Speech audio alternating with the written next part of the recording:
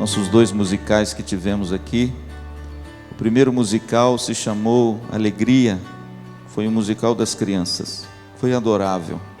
Quem veio ficou com o coração assim, enlevado por aquilo que Deus realizou. E por ocasião daquela linda ministração, o pastor Luciano leu a narrativa do Natal no Evangelho de Lucas, no capítulo 1, porque eu disse à ocasião que é o maior capítulo da Bíblia, ele tem 80 versículos.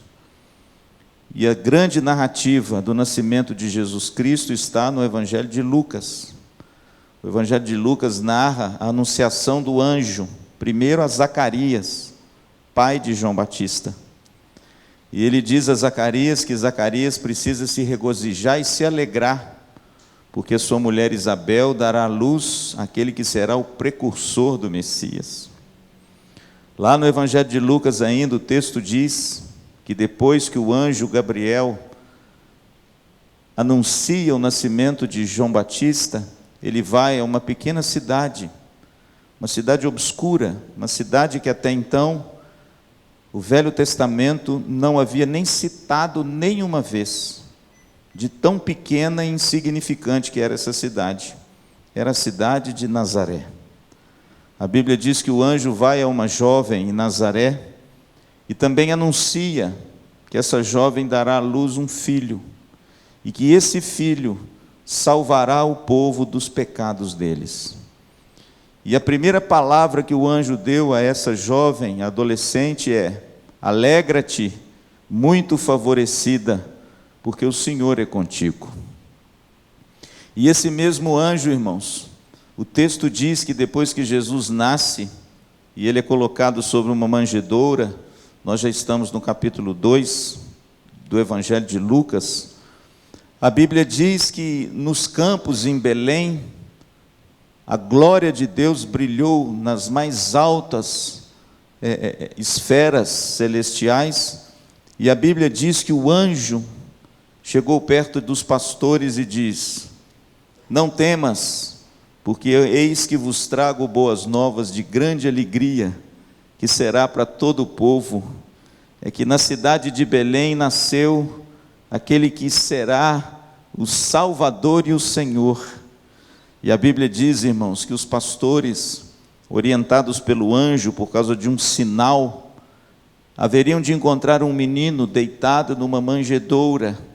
E o texto diz que eles correram para a cidade e encontraram exatamente como os anjos disseram.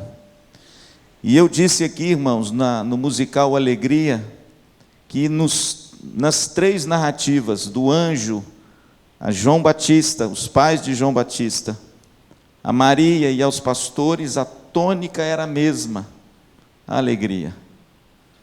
Eis que vos trago boas novas de grande alegria. E o Evangelho de Lucas, irmãos, enfatiza essa primeira bênção advinda do Natal, que é a alegria. E eu disse na época que a mensagem do Evangelho é por excelência uma mensagem de alegria. É por isso que o cristão é alegre, é por isso que nós somos cheios de esperança, é por isso, querido, que é inadmissível um cristão carrancudo, sorumbático, aquele sujeito que está de mal com a vida e com todo mundo. Sabe por quê? Porque a mensagem do Evangelho é uma mensagem de alegria. O anjo, quando aprouve anunciar a Zacarias, ele trouxe uma mensagem de alegria. Quando ele aprouve anunciar a Maria, trouxe uma mensagem de alegria. E quando ele aprouve anunciar aos pastores, trouxe uma mensagem de alegria. É por isso, meu irmão, que o Natal é uma celebração de alegria.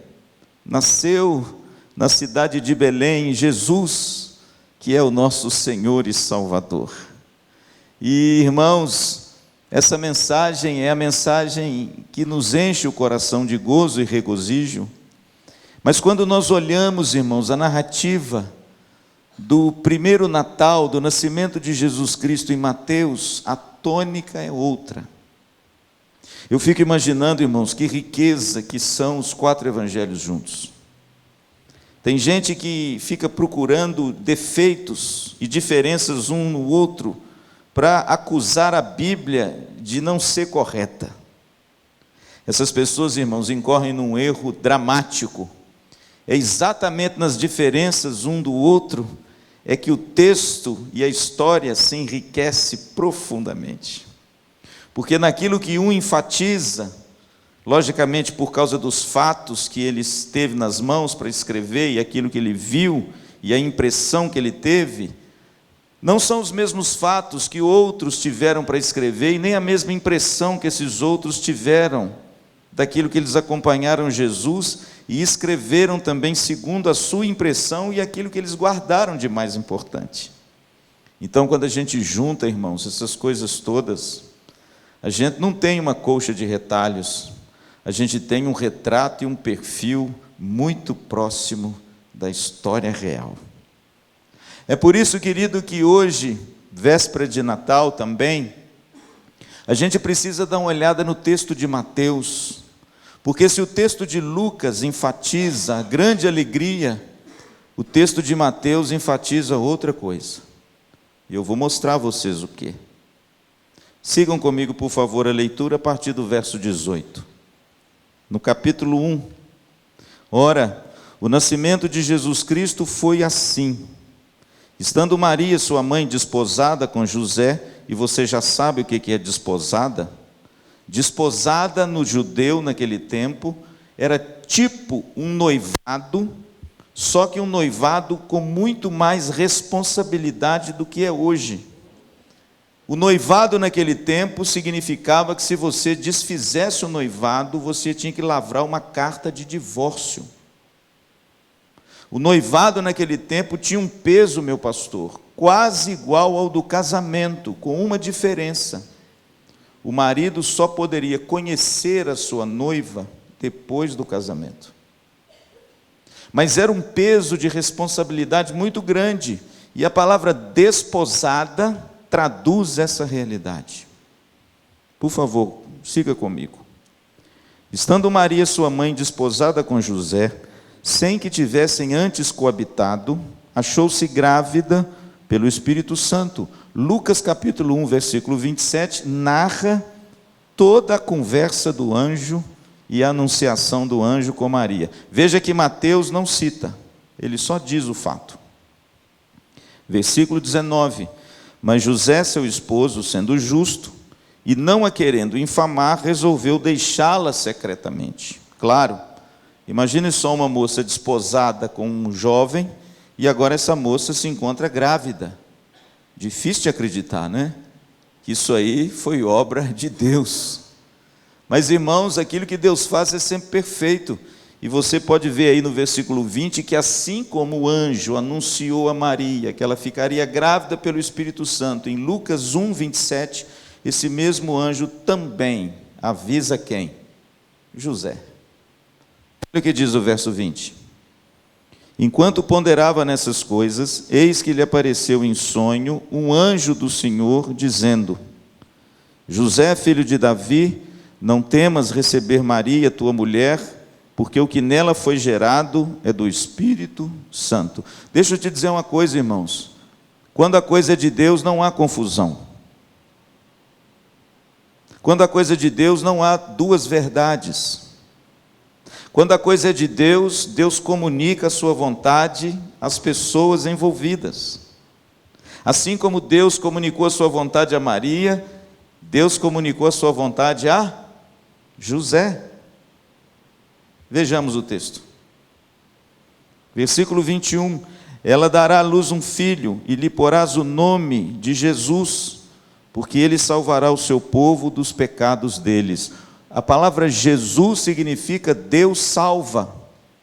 E é exatamente o que significa a palavra Jesus, está aí no versículo 21. Ele salvará o seu povo dos pecados deles. Ora, tudo isso aconteceu para que se cumprisse o que fora dito pelo Senhor por intermédio do profeta. Eis que a virgem conceberá e darás à luz um filho, e ele será chamado pelo nome de Emanuel, que quer dizer Deus conosco. Veja que Mateus, irmãos, cita Isaías capítulo 7, versículo 14, uma profecia dada há 750 anos com respeito ao Emanuel, e Mateus agora cita essa profecia para dizer o seguinte: está se cumprindo a promessa que Deus fez aos profetas lá atrás. E ele então entende que aquela profecia feita pela boca de Isaías se concretizou e se cumpriu na pequena e doce Maria, e essa virgem seria ela. Versículo 24: despertado José do sono, fez como lhe ordenara o anjo do Senhor e recebeu sua mulher. Contudo, não a conheceu. Irmãos, veja o cuidado que a Bíblia tem para deixar muito claro que José não conheceu Maria, e a palavra conheceu na Bíblia é relação sexual. Significa que enquanto o menino não nasceu, José não conheceu a sua esposa. E o texto é claro, ele mostra isso de forma muito clara. Ele a recebe, mas ele não a conhece. E se você for no capítulo 1 de Lucas, se você veio aqui nos dias que o pastor Luciano falou, ou se você quiser assistir a pregação no YouTube ou no Facebook, está lá, você vai ver que a ênfase de Lucas é em mostrar que essa moça era virgem, porque por 3 vezes, em 2 versículos, ele diz que ela era virgem. Por quê?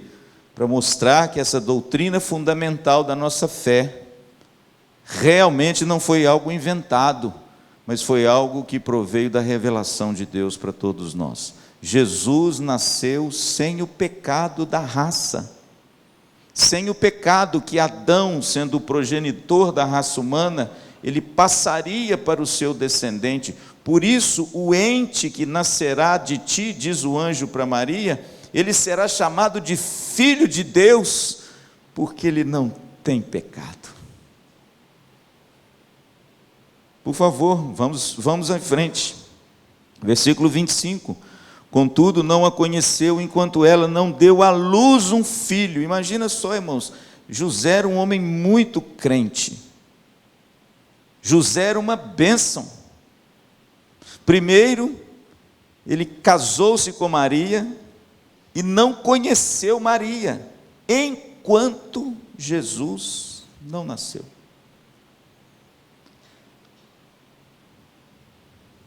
Será que você aguentaria? A sublimidade, irmãos, do texto é muito lindo. José preservou a pureza e a virgindade de Maria até Cristo nascer. Depois não. Depois a própria Bíblia diz no Evangelho de Mateus e em Marcos que Jesus teve outros meio-irmãos, porque são meio-irmãos, porque são filhos de José e de Maria, inclusive cita o nome deles. Mas Jesus não. Jesus era o unigênito Filho de Deus, não gerado pelo concurso humano, mas pelo poder soberano do Espírito Santo de Deus. Lucas, a narrativa de Lucas é linda. Ele usa uma descrição poética. Ele diz assim: o Espírito Santo te envolverá como uma sombra. A linguagem é muito linda, para mostrar que o ente que nasceria, ele nasceria sem a concorrência do homem, mas com a concorrência estrita de Deus. É por isso que ele se chamaria o Filho de Deus. Capítulo 2, veja bem agora, eu começo a mostrar a vocês a diferença da narrativa de Lucas para Mateus. Existem 3 experiências no primeiro Natal, que são apenas experiências de Mateus. Lucas não fala nada, nem sobre os magos, nem sobre a estrela, nem sobre o exílio, nem sobre a perseguição. Só Mateus fala sobre isso. Mas isso também faz parte do primeiro Natal. Faz parte. Então vamos lá no capítulo 2. Tendo Jesus nascido em Belém, na Judéia, em dias do rei Herodes, eis que vieram os magos do Oriente a Jerusalém. O interessante é que a tradição hoje católica romana dá até nome a esses magos, não é? Não dá? E outra coisa, 3 reis magos, só que você vai ler na Bíblia aqui, não fala quantos. E nem que são 3. Mas a tradição, né, cristã, principalmente a tradição católico-romana, falam que são 3 reis magos e nomeiam esses 3. Mas a Bíblia nada fala sobre isso. Versículo de número 2, aliás, a única coisa que o texto diz é que vieram uns magos do Oriente. Só isso.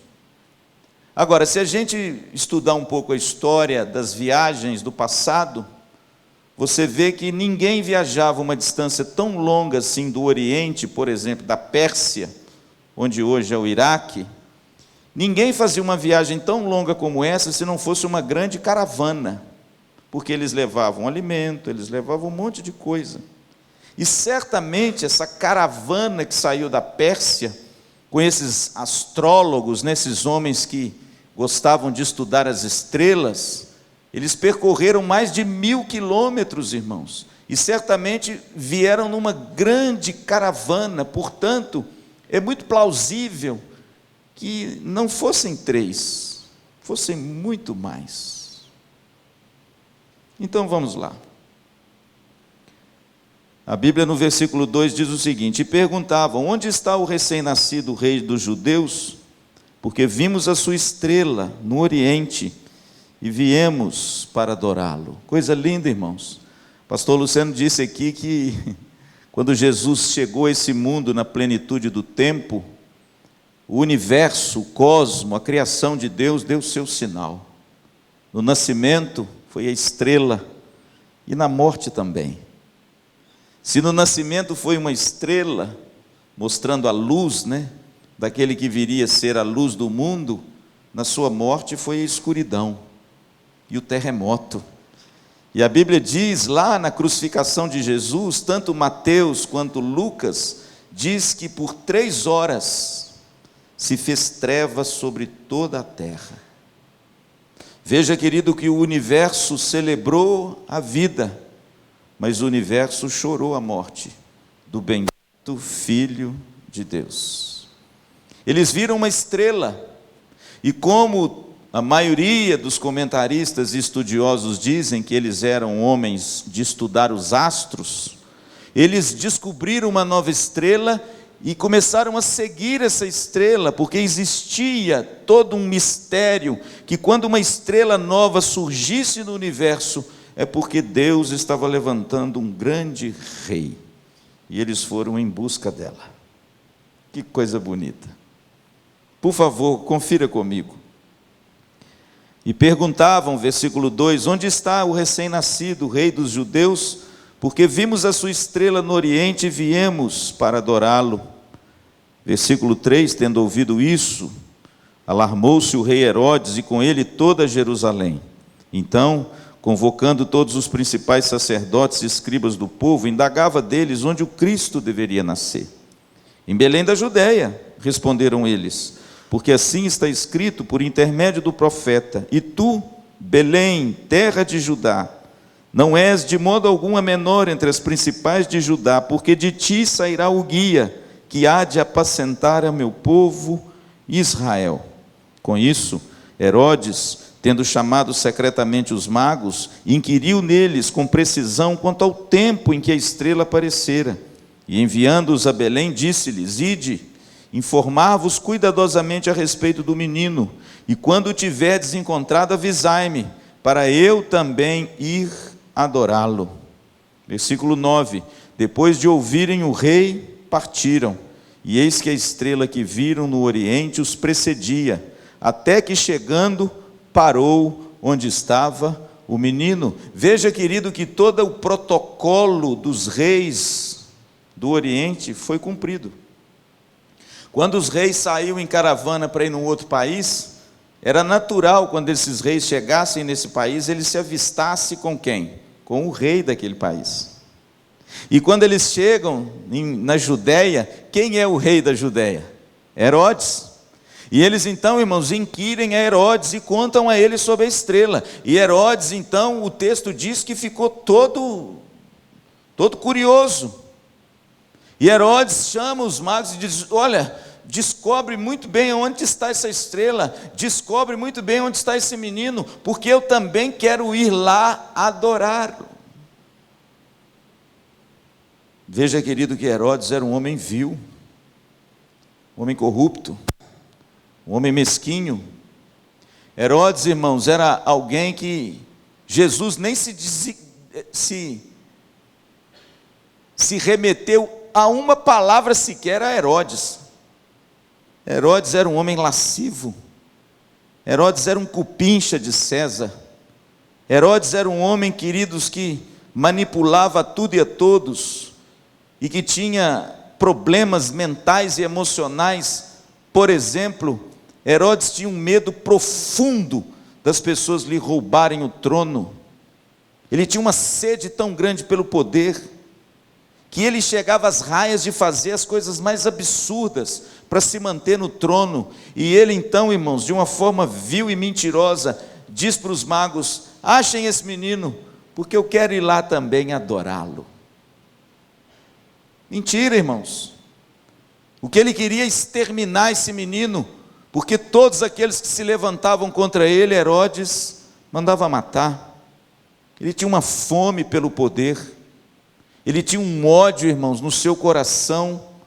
E quando Jesus foi posto, como eu já disse, diante dele, à época da crucificação, como um juguete levando de Pilatos para Herodes, Jesus entabula um grande diálogo com Pilatos, mas Jesus não abre a boca para responder uma pergunta de Herodes. Pode ver o texto. Todas as perguntas que Herodes faz, porque até naquele momento Herodes nunca tinha posto os olhos em Jesus, e de forma sarcástica, curiosa, no seu séquito, no seu palácio, ele começa a inquirir Jesus. A Bíblia diz que Jesus não abriu a boca diante desse rei vil. Tamanha corrupção do caráter desse homem. E de repente, irmãos, Herodes vira para os magos e diz assim: por favor, achem esse menino, versículo de número 8, e depois que vocês tiverem encontrado, vocês me avisem, para que eu possa ir adorá-lo. Aí a Bíblia diz, irmãos, que esses homens vão, versículo 9, e a Bíblia diz que a estrela os precedia, mas de forma miraculosa. Não me perguntem como, mas o texto diz que a estrela parou onde estava o menino, e de uma certa forma eles souberam exatamente o local onde estava Jesus. Versículo 10, e vendo eles a estrela, alegraram-se com grande, e o quê? Intenso júbilo. Aí também está a grande alegria do Natal. Veja que também em Mateus tem o mesmo ingrediente que Lucas. O quê? Grande alegria.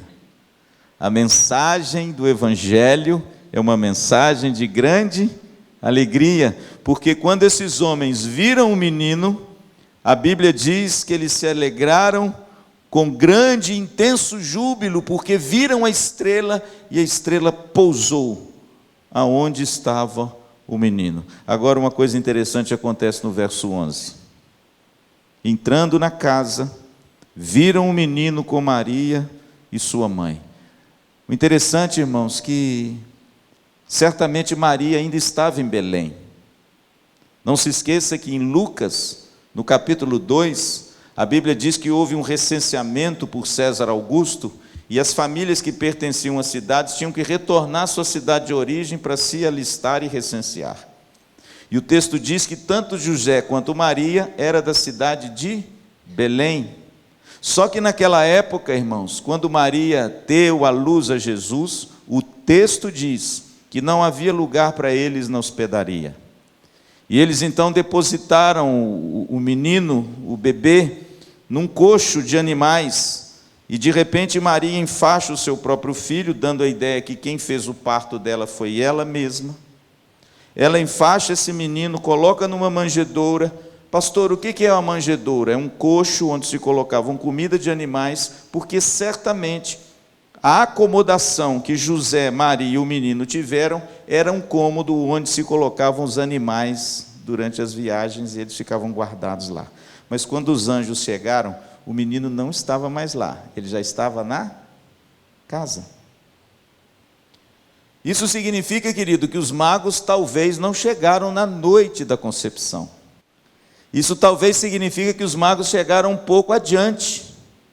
Então de repente aquele presépio que a gente vê tão bonito, né? E é bonito mesmo, onde tem lá o coxo, José, Maria, o bebê deitado, aí você vê lá cabritinho, boizinho, carneirinho, ovelhinha. Pode até ser, por quê? Porque era um lugar onde guardavam os animais, talvez tivessem mesmo alguns animais. Agora, muito difícil é nessa cena bucólica do Natal, estarem ali os reis magos. Por quê? Por causa do Evangelho de Mateus. Porque o texto diz que quando eles viram o menino, ele estava com a sua mãe, e ele já estava onde? Na casa. Pastor, o que deve ter acontecido? Bom, deve ter acontecido o seguinte: na época de recenseamento, a cidade de Belém ficou muito cheia, porque as pessoas vinham para se recensear. Não havia lugar para Jesus na casa talvez dos parentes, ou na casa de Maria ou de José.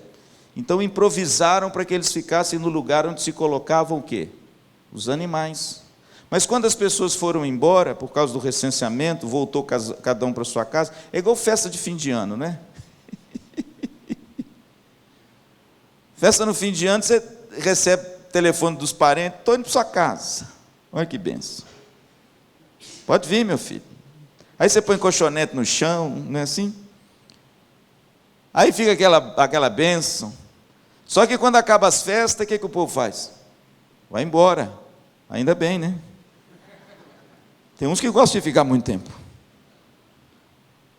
E de repente eu acho que foi isso que aconteceu, irmãos. Foram embora, os parentes foram embora, as pessoas trouxeram o casal, colocaram o menino na casa, mas vejam que eles ainda estavam em Belém. E nesse momento chegam quem? A caravana do Oriente. Os magos, os gentios, aqueles que nada tinham a ver com Israel, com os judeus e nem com o seu Deus. E de repente eles chegam em Belém e olha o que acontece. Versículo 11. Entrando na casa, viram um menino com Maria, sua mãe, prostrando-se, o adoraram.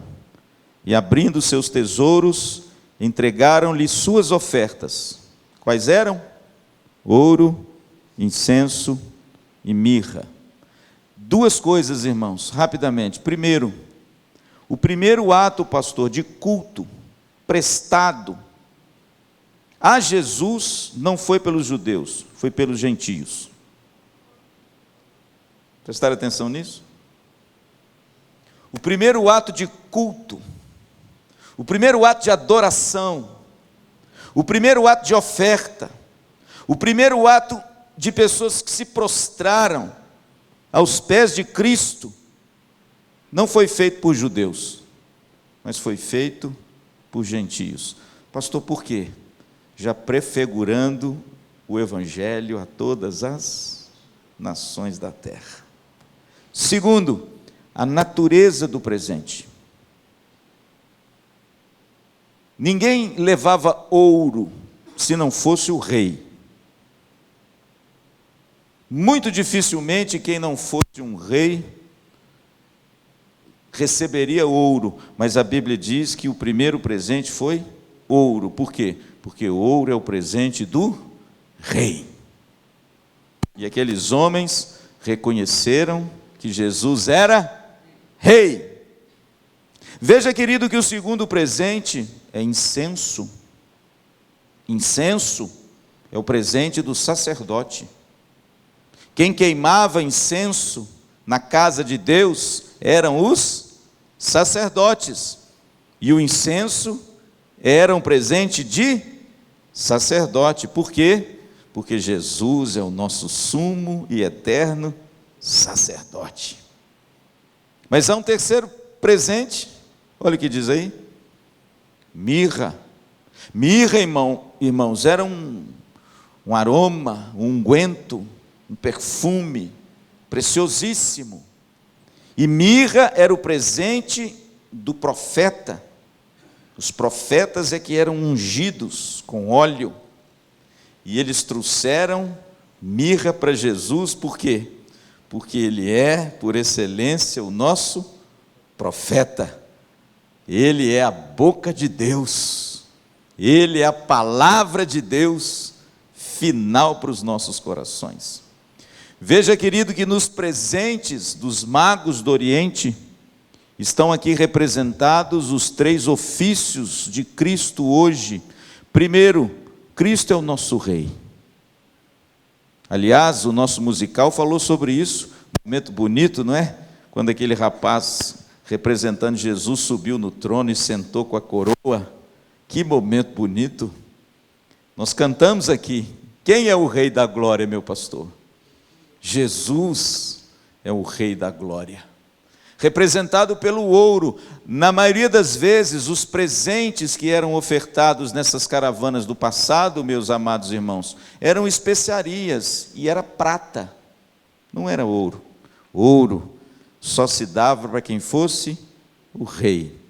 E pastor, quem reconheceu que Jesus era rei em primeiro lugar? Não foram os judeus, foram os gentios.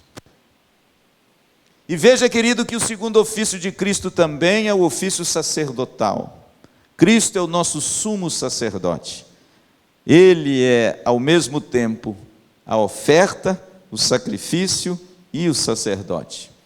E ao mesmo tempo que ele se ofereceu, hoje ele está junto ao Pai e intercede por mim e por você eternamente. Amém? E Jesus também, querido, o terceiro ofício representado pelos presentes dos magos é o ofício de profeta. Jesus, por excelência, é a boca de Deus. Hebreus capítulo 1, havendo Deus falado aos nossos pais outrora pelos profetas, hoje Ele nos fala pelo Filho, pois Ele o constituiu herdeiro de todas as coisas. Jesus, irmãos, é o profeta por excelência que haveria de vir. Jesus é aquele que interpreta as Escrituras e que traz a verdade escondida nas Escrituras, que os profetas do passado pronunciaram. Que coisa gloriosa! Quando você lê, por exemplo, Isaías, o profeta mais culto do Velho Testamento. A maioria do livro de Isaías, meu pastor, é em poesia. O senhor sabia disso, né? Isaías, irmãos, era um homem culto. E o interessante, irmãos, que quando o oráculo de Deus vinha no Velho Testamento, vinha com uma frase antecedente. E essa frase era o seguinte: veio a mim a palavra do Senhor. Ou, assim diz o Senhor. Em outras palavras, o profeta era a boca de Deus, e essa palavra vinha do alto e usava o profeta para falar. Agora preste atenção em Jesus. Em Jesus você não lê esse oráculo. Jesus nunca diz assim, quer ver? Assim diz o Senhor. Você já leu isso nos evangelhos?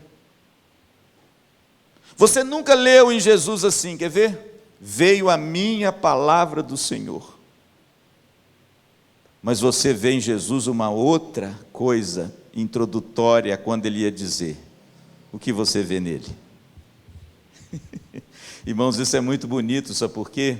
Porque todos os profetas profetizaram com respeito a ele. E quando ele chegou, a sua palavra era de tamanha autoridade, que ele não usava, veio a mim a palavra do Senhor. Por quê? Porque ele era o próprio Senhor. E aí todos os oráculos de Cristo no Novo Testamento começam com o jargão de quem é o Filho. sendo o próprio Deus, tem autoridade de pronunciar a sua própria palavra que provém dele. Em verdade vos digo. Nenhum profeta do Velho Testamento teve a ousadia e nem a autoridade de dizer tal coisa. Por quê? Porque a palavra do profeta, meu amado, estava fora deles, mas a palavra de Cristo era ele. É por isso, amados, que Jesus é por excelência o nosso profeta. É por isso que Jesus é por excelência a boca de Deus. É por isso que ninguém vem ao Pai senão pelo Filho. É por isso que quem ouve o Filho ouve o Pai. É por isso que ninguém pode conhecer a Deus se não for pelo Filho e pela palavra que eu vos tenho dito. Pastor, isso tudo foi representado aonde? Pelos presentes dos magos.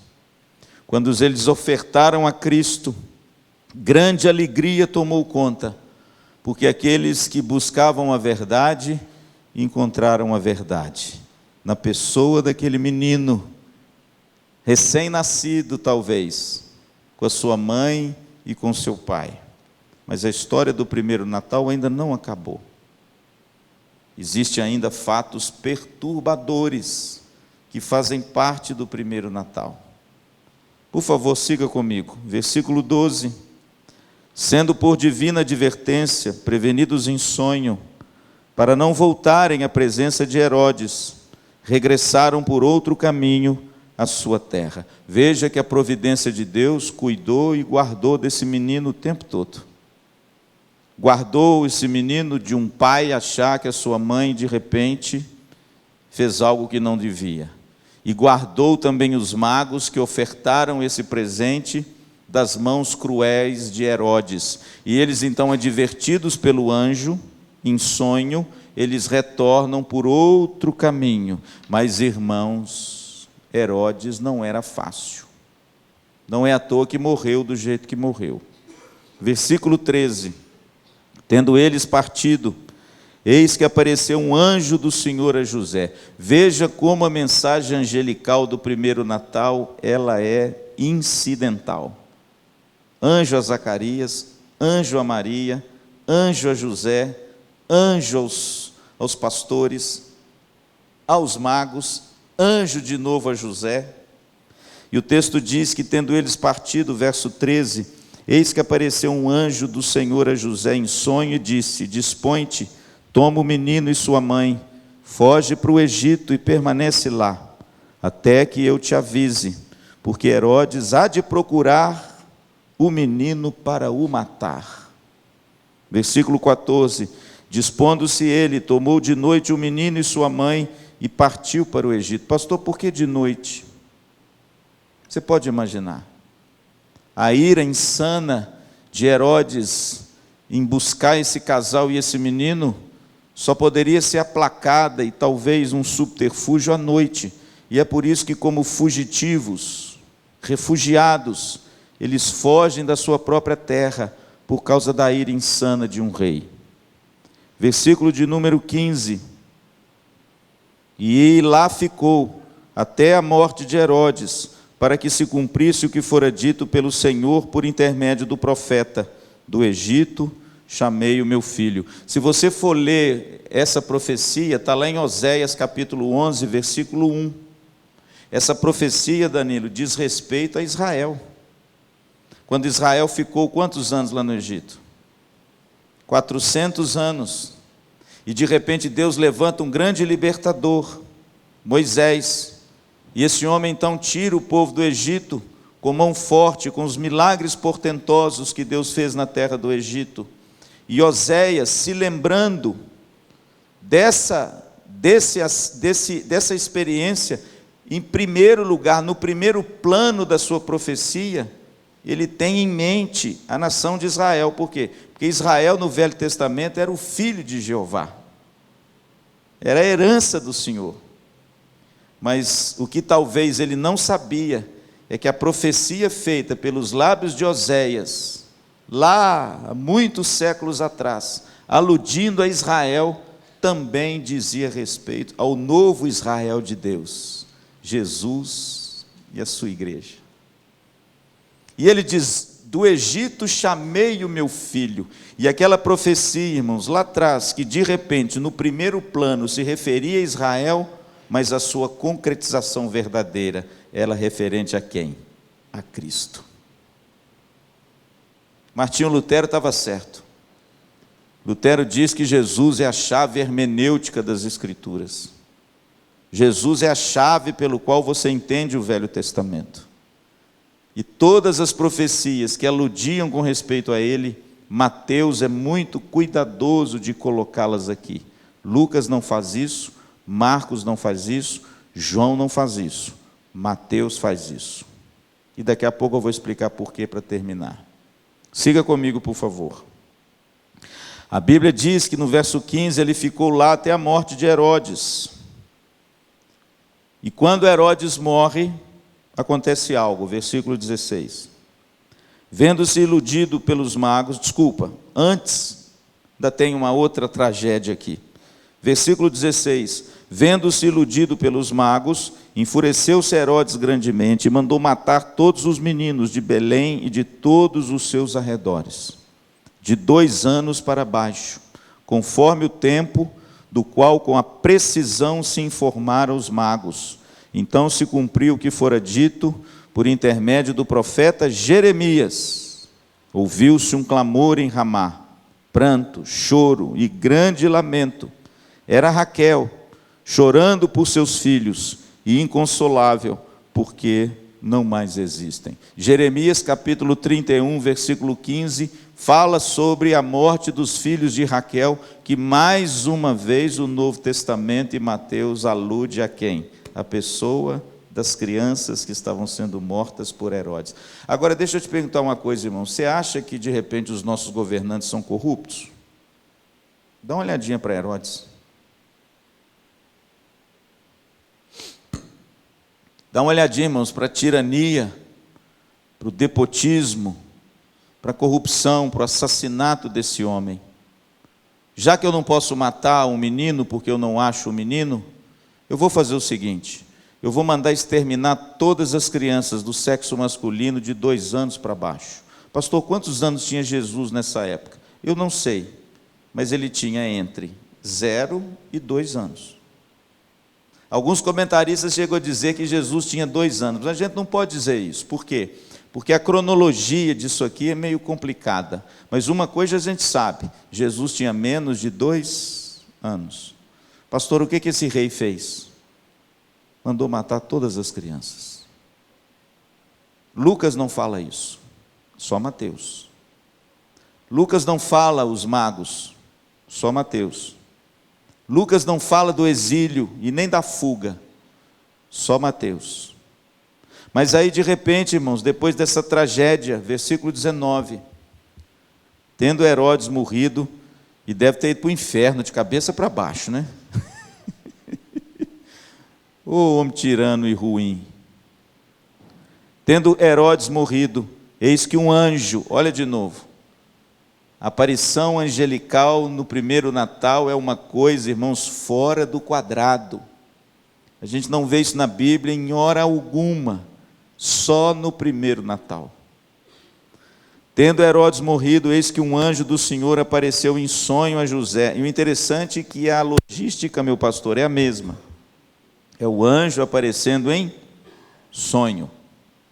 Ele aparece a José e disse-lhe, verso 20, dispõe-te, toma o menino e sua mãe, e vai para a terra de Israel, porque já morreram os que atentavam contra a vida do menino. Dispôs-se ele, tomou o menino e sua mãe, e regressou para a terra de Israel. Pastor, a viagem do Egito até Israel é longa? Não, é praticamente perto. Nós fizemos essa viagem quando nós fomos lá, de carro, de ônibus, é bem pertinho. De ônibus dá mais ou menos umas 3 horas de ônibus. É bem perto. Mas não esqueça que naquele tempo era ou a pé, e se você tivesse dinheiro era de cavalo. Ok? Mas não é longe. Versículo de número 21. Dispôs-se ele, tomou o menino e sua mãe e regressou para a terra de Israel. Tendo, porém, ouvido que Arquelau era um dos filhos de Herodes. Herodes, irmãos, era pertencente à tribo dos idumeus. Eles eram meio parentados com os judeus, mas ele não era um judeu sangue puro. Tendo, porém, ouvido que Arquelau reinava na Judéia, em lugar de seu pai Herodes, temeu ir para lá. E por divina advertência, prevenido em sonho, retirou-se para as regiões da Galiléia e foi habitar numa cidade chamada Nazaré, para que se cumprisse o que fora dito por intermédio dos profetas: ele será chamado Nazareno. Irmãos, veja que a advertência angelical percorreu todo o primeiro Natal. O anjo do Senhor avisou, inquiriu, ajudou, e de repente, irmãos, tudo aquilo montou um quadro para que essa criança fosse preservada da ira insana de um rei ávido pelo poder e que usou de um ato de crueldade tão grande quanto o faraó do Egito usara lá na escravidão. Lembra do que aconteceu lá? A Bíblia diz que os filhos das mulheres judeias, essas mulheres eram mulheres viris, fortes, boas parideiras, e de repente a população dos judeus estava crescendo muito lá no Egito, na época do exílio, e a Bíblia diz que Faraó, irmãos, para diminuir a população dos homens, ele mandou matar todas as crianças de 3 anos para baixo. Foi nessa que Moisés escapou, pelas mãos providentes da sua mãe e da sua irmã. Veja, querido, que um ato de insanidade, tirania desse tipo na história já ocorreu lá atrás. E ocorreu de novo no primeiro Natal. Mas eu quero concluir, irmãos, aplicando isso tudo que a gente leu e a gente viu nessa noite, dizendo para vocês 2 coisas. Primeiro, qual o elemento que eu encontro em Lucas, eu resvalo nele em Mateus, mas de repente em Mateus fica muito claro para mim. O primeiro elemento que Lucas enfatiza e que Mateus, de certa forma, passa um pouco por ele nos magos, é a alegria. A gente vê isso. Sempre quando há um encontro com Cristo, nosso coração se enche de alegria. Sempre quando Deus revela a pessoa bendita de Jesus em nós, a nossa boca se enche de júbilo, a nossa língua celebra grandes coisas, porque a mensagem do Evangelho, por excelência, é uma mensagem de alegria. Mas, irmãos, o tom de Mateus é do sofrimento, é da dor, é do desamparo. O tom de Mateus é um tom mais obscuro. E eu acho muito bonito isso, irmão. Sabe por quê? Porque o pastor Luciano já disse isso aqui, já preguei sobre isso aqui, que a mensagem do Evangelho, a semelhança de uma adaga com 2 gumes, ela sempre vem, ou quase sempre vem acompanhada de grande alegria, mas também de grande sofrimento. E veja, querido, que um evangelho completa o outro. É muito lindo. Cuidado para você não ficar só em Lucas e achar que de repente, só porque você tem Jesus, a sua vida vai ser o quê? O mar de rosas. E de repente você se torna como muitos que estão por aí, decepcionados com Deus. Por quê? Porque você queria que uma coisa acontecesse com você de boa, essa coisa não aconteceu. Aí você está com raiva de Deus. Tem um artigo aí saindo no Facebook aí, estou triste com Deus. Lê esse artigo para você ver que coisa graciosa. Estou triste com Deus. Fruto de uma teologia errada, irmãos, que acha que Deus é um grande criado mudo de luxo, que você puxa a gaveta e tira de lá tudo aquilo que você quer para o seu bom e belo aprazimento. Não, querido, o Evangelho não é isso. Cuidado para não achar que de repente, pelo fato de você descobrir a Cristo, a alegria tomou conta do seu coração, e toma mesmo, porque eu me lembro quando eu fui alcançado pelo Evangelho, como essa alegria transbordou na minha vida. Mas aí vem o Evangelho de Mateus, e como num disco de vinil, não é? Tem o lado A e o lado B, não tem isso? Aí você lê o Evangelho de Mateus, irmãos, o tom é outro. O Evangelho de Mateus, o tom é de perseguição, é de refúgio, é de fuga, é de matança, é de sobressalto, é de largar tudo e família e exilado para uma terra estranha. É por isso que a igreja, irmãos, tem que acolher muito bem o refugiado, viu? Muito bem. Aliás, o próprio Jesus diz isso, né? Era forasteiro e me acolheste. Sabe por quê? Porque Jesus foi forasteiro. Foi ou não foi? Jesus foi refugiado. Aonde? No Egito.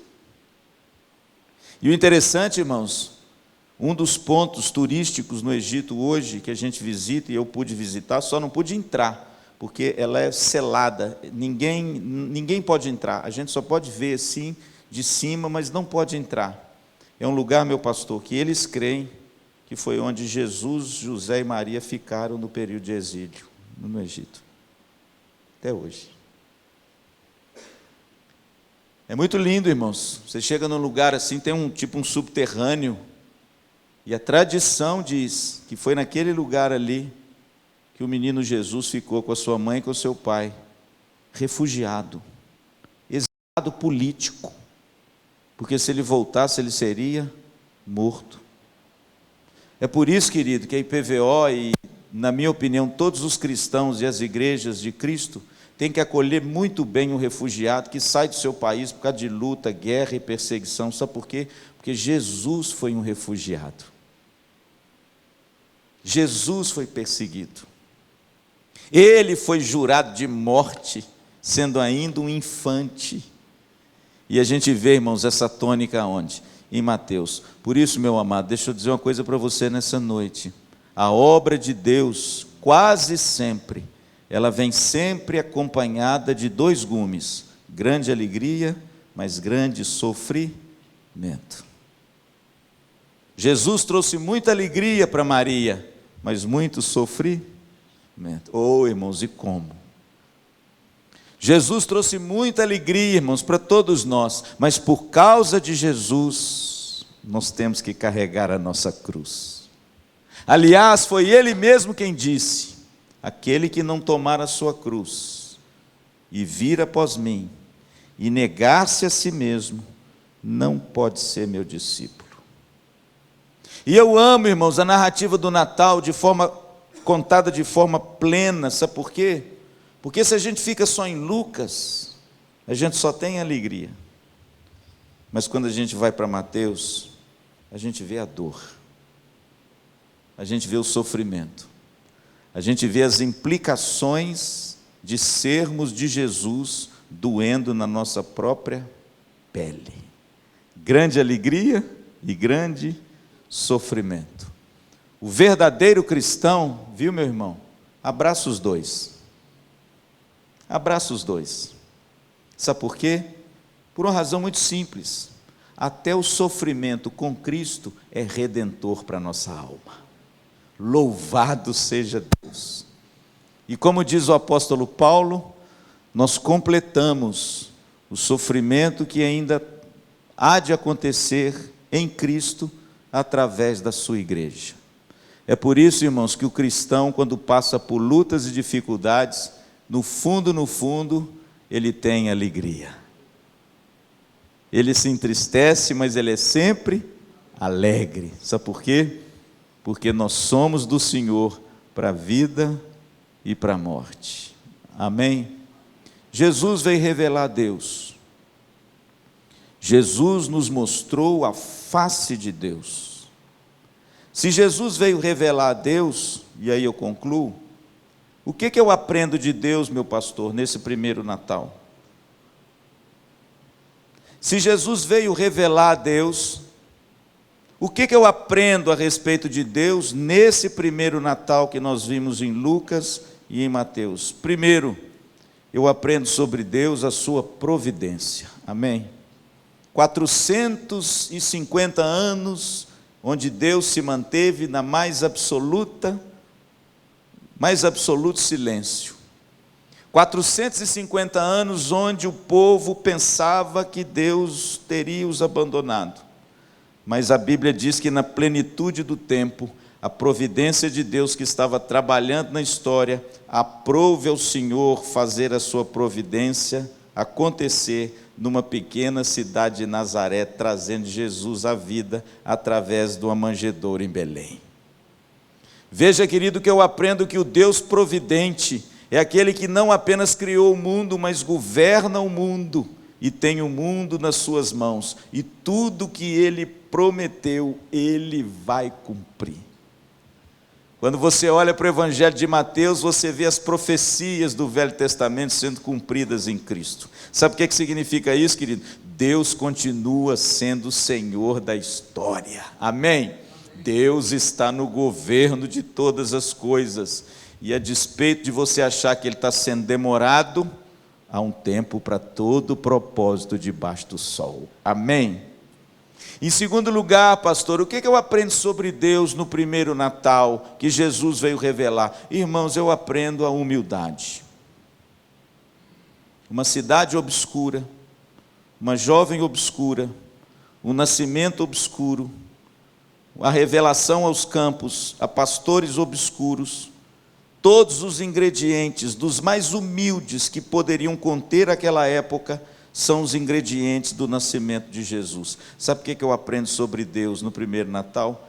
A humildade. O nosso rei é um rei humilde. O apóstolo Paulo chega a dizer que ele, sendo rico, se fez pobre para enriquecer a muitos. Abriu mão das suas vestes e abraçou aquele manto rasgado, aquele trapo que ele usou na cruz, que a Bíblia diz que os soldados quiseram até deitar sorte sobre a sua túnica. Um rei que a Bíblia diz que se assentava no trono da sua glória e que de repente abriu mão de tudo para abraçar a sua única companheira, a cruz. O que eu aprendo sobre Deus, pastor, revelado em Jesus no primeiro Natal? A humildade. É por isso, irmãos, que não há lugar nos arraiais do povo de Deus para orgulho, para soberba, para arrogância, porque o nosso Senhor, Ele se fez homem, e sendo homem, Ele se fez servo, e sendo servo, Ele se tornou o servo mais humilde da casa, ao ponto de lavar os pés dos seus convivas. Eu aprendo, irmãos, que a maior virtude encontrada nesse rei é a humildade, e que pelo menos deveria ser a minha e a sua. Pastor, se Jesus veio revelar a Deus nesse primeiro Natal, o que eu aprendo sobre Deus? Primeiro, eu aprendo a sua providência. Deus age na história, Deus age através da história. Deus está dirigindo tudo para um propósito definido, amém? Segundo, eu aprendo a humildade. O Deus humilde, à medida que Ele veio a esse mundo, Ele abriu mão das suas vestes reais e se tornou como um de nós, e um servo humilde da casa. Mas em terceiro lugar, querido, eu aprendo sobre Deus a proximidade. E para mim essa é uma das coisas mais ricas, sabe por quê? Porque o Evangelho de Mateus, por exemplo, não fala reino de Deus.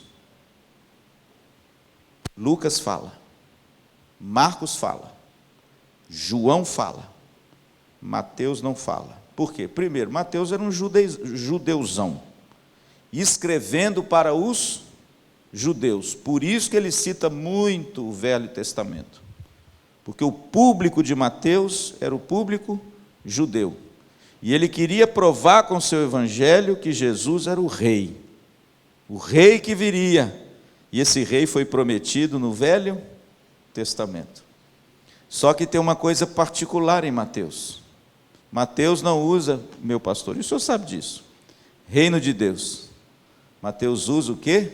Reino dos céus, que é a mesma coisa. Por quê? Porque se você pegar o mesmo texto que tem em Mateus e o mesmo texto em Lucas, você vai ver que lá em Lucas está escrito reino de Deus e em Mateus está escrito reino dos céus. Por quê? Simples. Porque para o judeu, meu pastor, Deus era o Deus distante, impronunciável, que às vezes você não poderia nem pronunciar o seu nome sem pecar. Ele pegava o mandamento de não tomar o nome do Senhor teu Deus em vão e usavam as últimas consequências. Eles nem citavam o nome de Deus. Daí o cuidado de Mateus botar reino dos céus, porque ele tinha medo de escrever reino de Deus e pecar.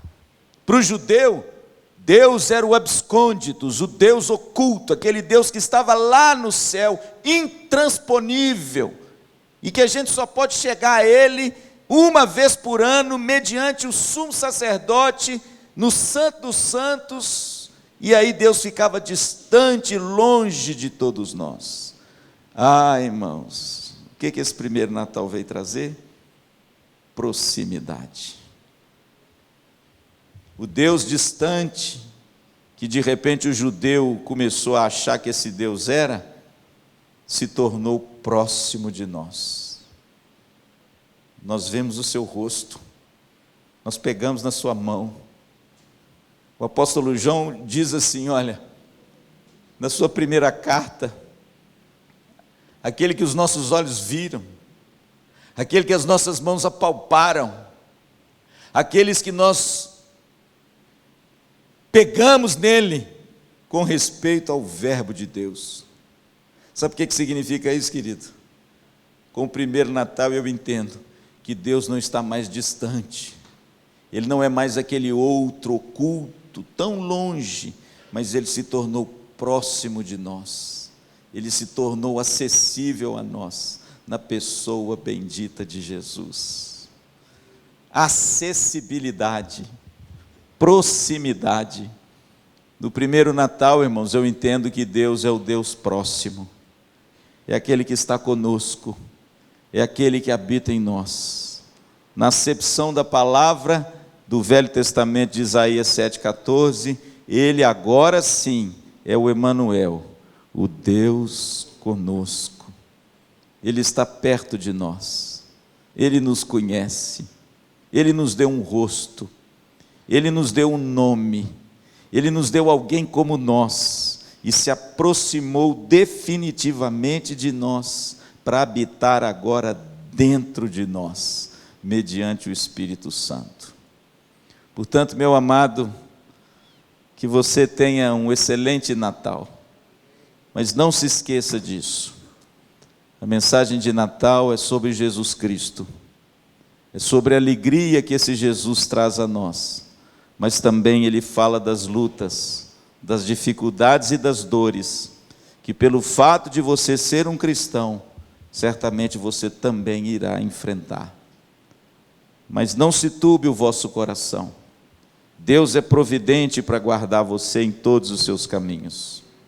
Não se turbe o vosso coração, Deus é aquele que se aproximou definitivamente do homem na pessoa de Jesus.